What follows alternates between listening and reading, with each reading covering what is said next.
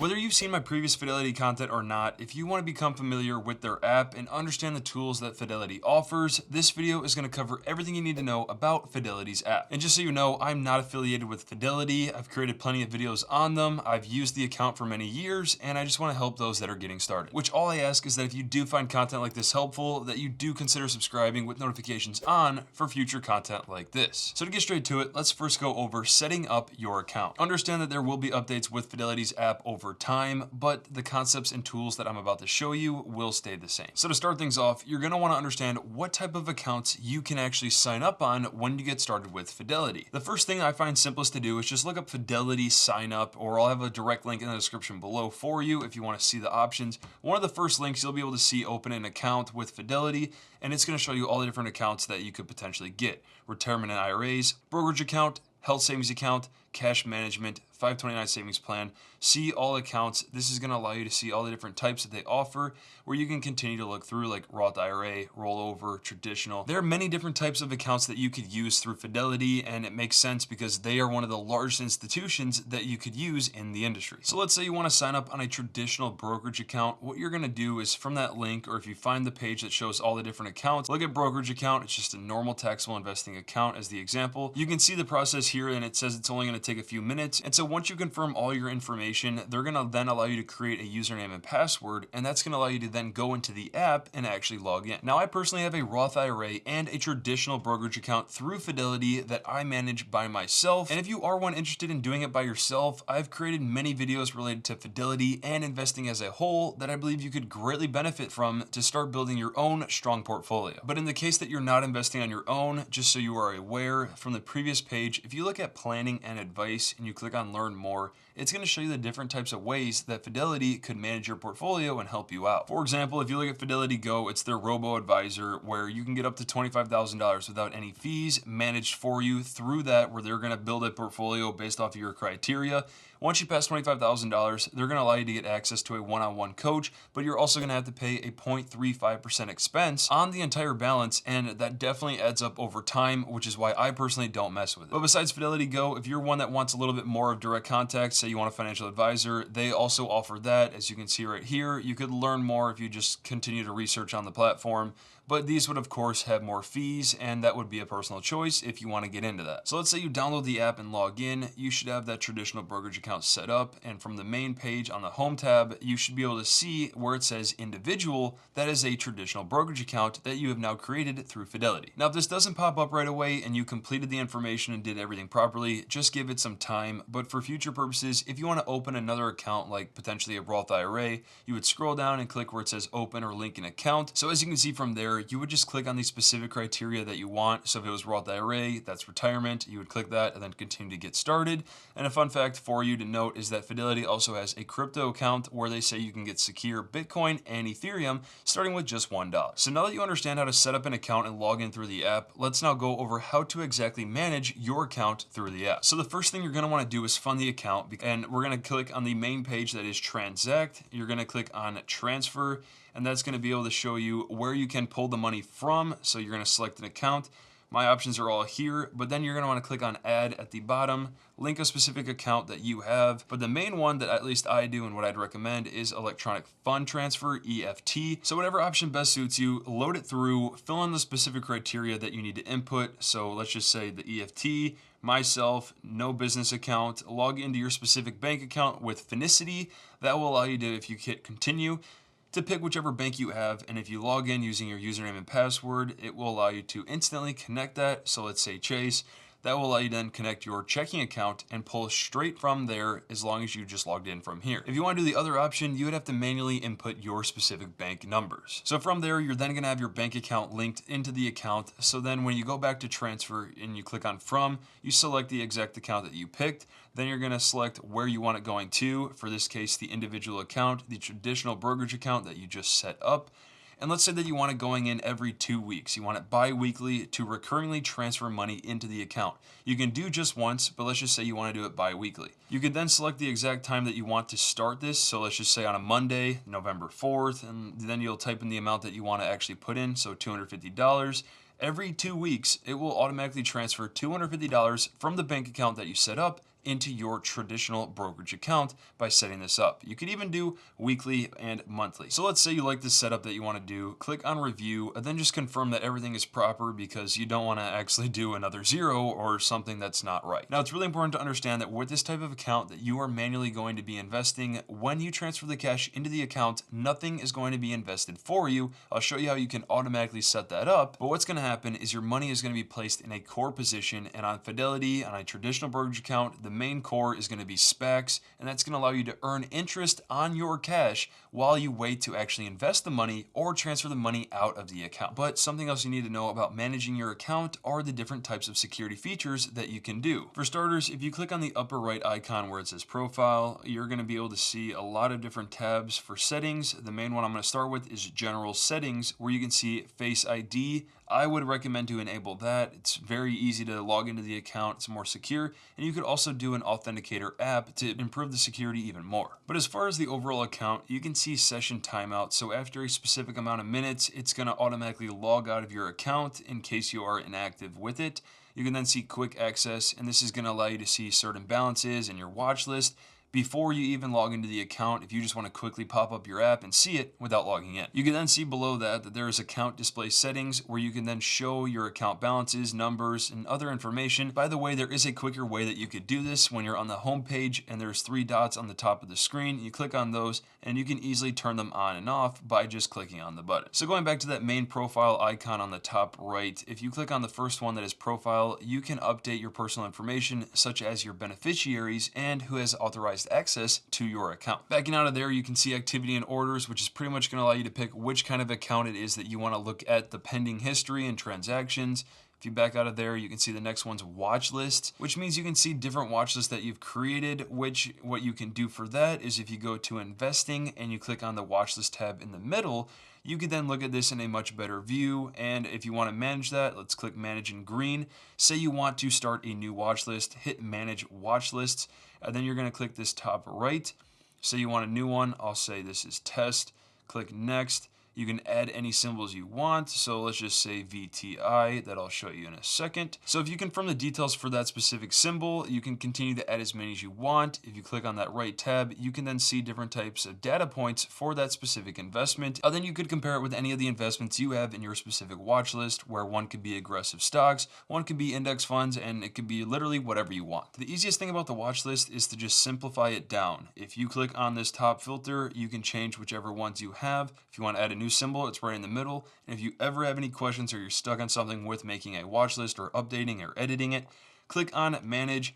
The top one says add new symbols. The next one is edit watch list. So then you can change whichever ones are inside of that. And then you can do manage watch list. And then you could either delete or add even more. So going back to the profile icon, a lot of these settings, if you ever have questions about the actual account and managing it, they're going to be in here. The next thing to talk about are tax forms. If you click on there, you'll be able to get the specific ones that you may need when it comes to actually filing your taxes. Another thing to consider is if you are one looking at a specific investment and you want to be notified when it hits a specific price, you can set up through the alerts tab the ability to do that with any investment that you'd like and at whatever price that you input it for. Another thing too that you could look at are your linked accounts, and if you wanted to change one, you could click on that, you could delete one, or you could edit the other, or you could add another one depending on your banking situation. Another one that I don't know much about, but it could be cool to try out if you have an Apple Watch, and that would be to pair it with your watch where you can see the financial data. Another important area to understand is the Get Help section, where you could look at things like find an advisor, but more so what I like is the contact us, because they have a really good customer service, at least in my opinion.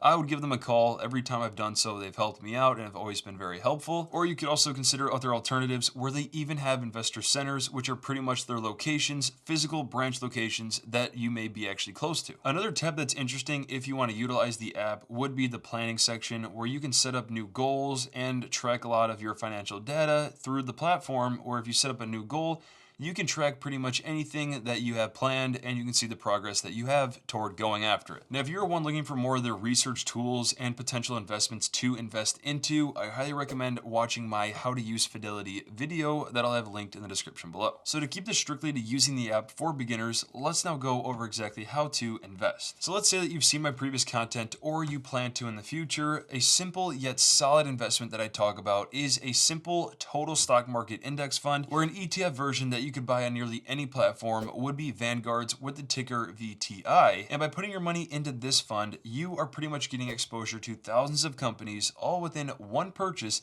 that tracks the broad scope of the US economy. You could also consider a Fidelity Index Mutual Fund, where the total stock market index fund is FSCAX. Because they're index funds, the difference does not matter, but ETFs are known to be a little bit more tax efficient, so worst case, I just prefer to have ETFs in taxable accounts. So let's say you want to buy VTI. The simplest way I would say to do that is by the magnifying glass on the top right, searching VTI, letting it load. You'll find the specific one, Vanguard Total Stock Market Index Fund, the ETF version. You can look at all the data. You can look at the research tab where it shows different information like the net expense ratio of 0.03%. The dividend yield over the past 12 months has averaged a 1.32%. If you click on buy, you can then specify the account you want to buy this through. So individual, you can see the cash that you have available to trade. You can confirm it's the exact one that you want to invest in. With Fidelity, you can do fractional shares, which means if VTI is $287 per share of VTI, if you only have $200, you can just buy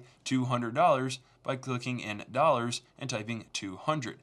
From there, you're then going to see market or limit order. These are two of the most popular kinds of orders, and I made an entire video on this if you want to learn more about it. Market order simply means that when you purchase using a market order at $200, you are more than likely going to have it instantly be purchased. Unless the market is closed, it's not going to go through until the next market open. If you look at limit order, you're going to be able to select a specific price. So if I were to pick $290, that means that my $200 worth is not going to be purchased. It would be 0.689 shares.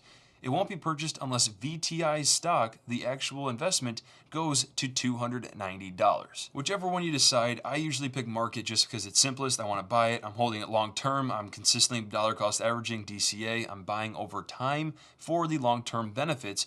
If this is what you like, preview order, the next process would be to just simply submit the order if that's what you like. Now, the nice part about understanding the app is that if you are someone like me that has a long-term plan to consistently invest in the market, you can set up recurring investments where it can consistently buy the specific investments that you want at a specific amount that you choose. So to do that, you're going to click on the transact page. This is going to pop up. You're going to click on automate, and this is going to be a really nice feature going forward if you want to look at any of these, but we're going to look at recurring investment.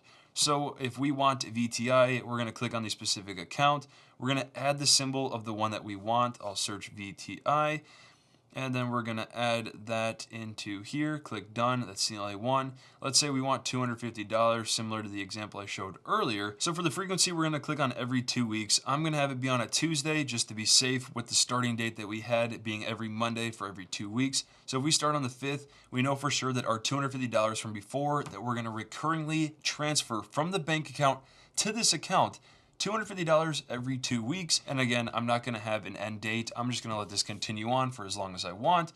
And that's going to allow you to, once you have specific investments, as you can see, you can do up to 10. But the nice thing about this is that, let's say you have a specific portfolio in mind, whether it's a 3-fund portfolio, like one of the ones I mentioned on my previous videos, or 4 or 5 index funds in total, you can set this up to 10 symbols to automatically invest into them every specific frequency that you decide on.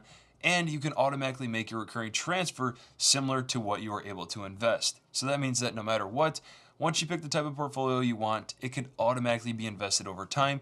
You don't even need to think about it. One of my favorite quotes from one of the best investors of all time is Warren Buffett, who says that by periodically investing in an index fund, the know-nothing investors can actually outperform most investment professionals. I talk a ton about index fund investing on my channel because that allows you to invest into hundreds to even thousands of companies all within one purchase, into specific indexes and market sectors that you may be interested in most, and over time, many of them have proven to build great wealth for investors. Now, to simply see all the different accounts and positions you have in the account and all the details, if you click on the investing tab, you will see this is automatically showing all the accounts. I'm just going to click on individual to show you the specific one. As you can see from there, you can see the specific investments that I own and the share price that they are currently trading at. You can then look at details, and this tab is going to allow you to see a lot more data about your performance with these specific investments that you've chosen. So you can see current value is 1, where you can see the exact value of the specific investment. You could then see total gain or loss and the percentage.